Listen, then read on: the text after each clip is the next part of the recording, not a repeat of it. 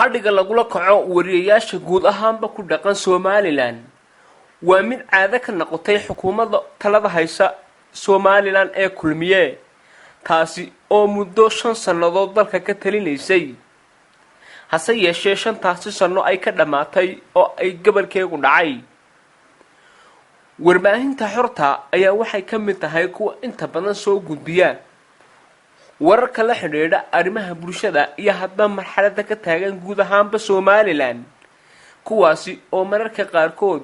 ku shaqeeya si mutadawacnimo la xidhiidha haddaba wariyaasha guud ahaanba dalka ka howlgala ayaa waxa ay yihiin kuwa mar walba u nugul tacaddi caburin iyo xadhig ay xukuumadda Somaliland u geysato taasina aan la ogeyn sababta ay cadaawada uga dhigatay xukuumaddu warbaahinta xorta ah oo iyadu muddadii oo xisbiga kulmiye mucaaradka uu ahaa u soo halgamaysay isla markaana warbaahintu ay ka mid ahayd qalabka kaliya ay u adeegsan jireen mucaaradnimadooda hayeeshee xisbiga kulmiye markii uu talada qabtay ayaa waxa uu bilaabay dagaal ka dhan ah warbaahinta xorta iyada oo guud ahaanba muddadaasi 5 sano ay talada dalka hayaan xadhig kula kacay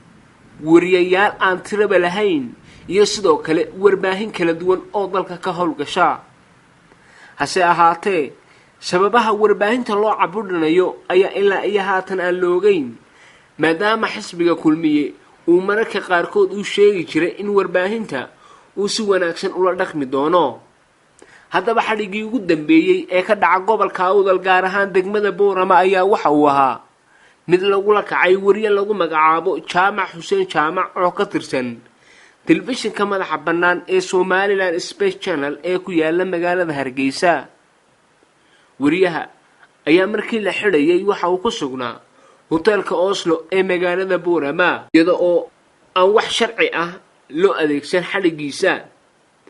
waxaana wariyahani xabsiga u taxaabay isla markaana hotelka ka soo dhex qabtay ciidamada RRU-da oo loogu talagalay inay la dagaalamaan argagixisada hase yeeshee iyadoo ciidankii boolisku uu jiro maxaa sababay in ciidamada RRU-da ay xabsiga u taxaamaan wariyahaasi mar aanu wariye Jaamac Xuseen Jaamac wax ka weydiinay xadhigiisa ayaa waxa uu noo sheegay in ciidamada RRU-du ay isagu xadhigiisa ka dambeysay taasna uu sheegay in ciidamadu ay ka cabanayaan warbixin lagu qoray mareegaha bulshada taasi oo ku saabsan ciidamadaasi Jaamac Xuseen Jaamac ayaa waxa uu noo sheegay in ciidamada laga qoray warbixin la xidhiidha in ay boob ka geystaan gudaha magaalada Boorama walow eedahaasi uu iska fogeeyay weli Jaamac Xuseen Jaamac maanta oo Jumca oo ay ku beegan tahay taariikhda 4 bisha 9 2015